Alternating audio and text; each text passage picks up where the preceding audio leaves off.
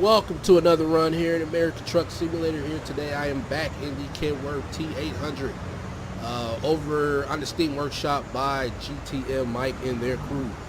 The TMC skin for this truck is by Lucasi, as also on the Steam Workshop. It only works with the full sleepers, so if you try to get a day cab, it will not work. I do have the engine mod installed on this truck for this truck only. It is by McKnight G. It provides the pack cars, the Cummins ISX and the ISX 15s, the Cummins N14, the Cat 3408s, and the Detroit Diesel, which is what I have here today. I have it hooked up to a 18-speed Eaton Fuller with 735 horsepower. The reason for that being is this load back here I am carrying comes in at a whopping 110,000 pounds. It is, as you see there, 4-methyl 2-pentanone. That is what I'm carrying, 110,000 pounds worth.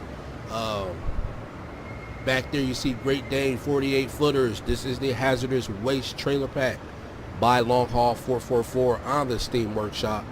Adapted to ATS 1.31, so you see the cables do work. If you try to use this in a lower version like 1.30 that some people are still on for some reason, it will not work probably, so do keep that in mind as well. All the mods that I use today will be in a Google link in the description of the video. Let's see, also I have Smarties wheel pack enabled. I think I have some good years on there, can't fully remember, but a lot to talk about in this video, including a Tesla discussion, in particularly the mod that was recently released. So without any further ado, let's get the show going.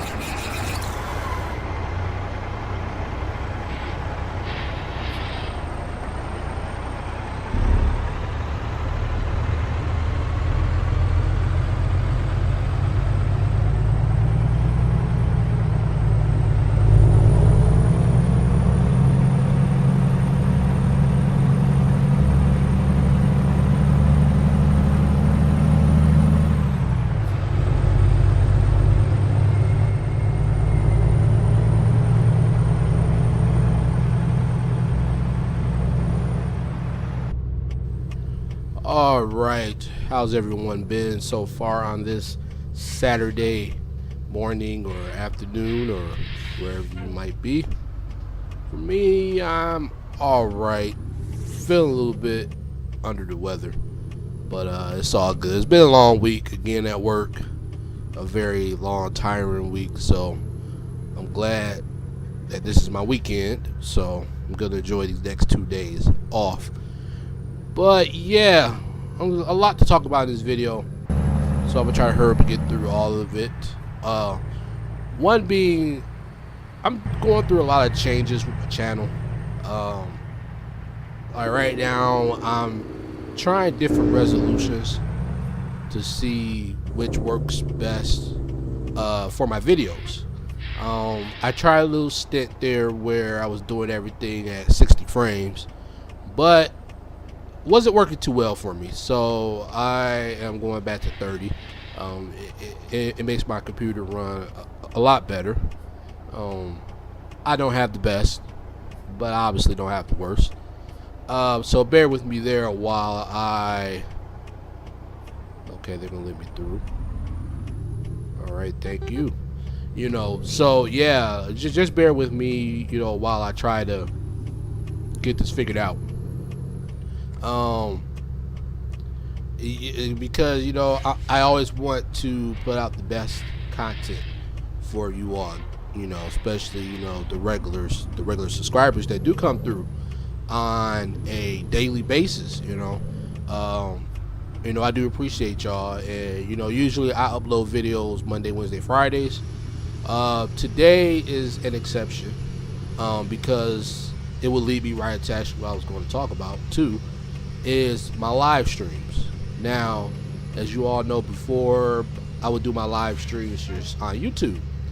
Well, I have a whole Twitch platform that I barely use, and so my thought for right now is I'm going to try it out again with, you know, everything else and see how it works. Is I'm going to live stream on Twitch from now on for a little bit, and then I'm going to take that video and download it to my computer, and then I'm going to condense it and put it on YouTube. You know, have like a Twitch replay or something of some sorts. And I don't know, let me know what y'all guys think about that. You know, should I, you know, do all my live streams on Twitch, or should I keep them on YouTube? And I want to change my seat here. I always forget to do it, to move it up close, but yeah, that looks a lot better. But yeah, so let me know what you think. Should I keep doing live streams on YouTube? Should I do live streams on Twitch and then download the replays here on YouTube? I will provide a Twitch link to my page in the description of this video. If I don't already have it, I might. But like I said, I'm trying different things here with my channel to see what works best. And you know, so therefore therefore I'm servicing 2 different platforms. So, you know, with that being said, I hope you all do decide to follow me over there on Twitch. You know, after all, it is free to sign up. It is, especially if you are a Amazon Prime user, you can hook up your Twitch account to Amazon Prime and basically get Twitch Prime, which from what I understand, it allows you to have your videos on Twitch longer. I think for me it's like 60 days, I want to say. I could be wrong, but I don't use Twitch often, so I don't know the exact details. But then you get that, you get free games, free loot, so be sure to check that out. Right, let me over, thank you. So yeah, on to this next one about Tesla. Now, the original video I was going to do for today was going to be in a Tesla truck. It was uploaded to, I got mine from Modland from Frank Peru and Trucksy Trailers. And I had no problems with installing it, but the mod is very glitchy. And what I mean by that is that, like, for every time I restarted the game, because sometimes the games would crash, I would have to restart it like 2 or 3 times before I actually got it to work because it kept crashing. And everything just took a while to load up. Like, when I went to originally buy the truck in the Peterbilt dealership, it took a long time for it to load up. Not many customization options. From the inside of the truck, when you get ready to drive, you're sitting way up on the dashboard. I mean, you are damn near sitting outside, you know. And then even when you push it all the way back, you still are sitting pretty close. So I was going to try to use that mod with this, you know, trailer pack, and I couldn't get it to work. And well, take that back, I did get it to work, but the acceleration is very sensitive. So, but you have to remember too that these trucks in real life, you could go 0 to 60 in like 20 seconds. So, I mean, maybe that was the whole purpose of, you know, the of the acceleration being so sensitive. But I know a lot of people are not fans, you know, of Tesla trucks, especially in this game or in real life, for example. Just to give you a quick rundown on the stats of it. Again, you go 0 to 60 in 20 seconds. That's a 300 to 500 mile electric mile range. They say you can save up to $200,000 a year in fuel. And the price range that they're going to ask for is about $150,000 to $180,000. So, like, I mean, whether you like it or not, Tesla is going to be the future of trucking. You know, I mean, there are still going to be the little mom and pop companies, the smaller, you know, companies that are going to still run their older trucks. You know, they're going to still run, you know, their older Kenworths, their older Pete's, you know, their Max, you know, the Freightliners. But we, as a world, we are moving to a futuristic time, where everything's going to be computers, everything's going to be robotic, everything's going to be futuristic. And this is going to be one of the things that is going to be like that. And everybody, and I'm not saying everybody, but eventually it's going to be a point, and we may not see it in our time, but everybody's going to have to get on board with the whole Tesla thing, because that's all it's going to be. It's going to be autonomous trucks just going up and down the road. Now, I can understand, the naysayers that don't necessarily like see the Tesla, especially, those old school truckers that, who grew up, driving, like, W900, or, that grew up, driving Max, or, or Pete's, or anything along those lines. They grew up driving those things, and now you're telling them that they have to drive basically a computer all around. So it's gonna be hard for people like them to get used to it. And but then, can you imagine from a company's perspective, like if a company has to drop $180,000 a pop for these trucks? Can you imagine how much the driver, if they want to, let's say, go owner op, can you imagine how much that they would have to pay per month? I mean, you figure right now, if you rent to own or lease, or however they say it, I don't know, a Freightliner Cascadia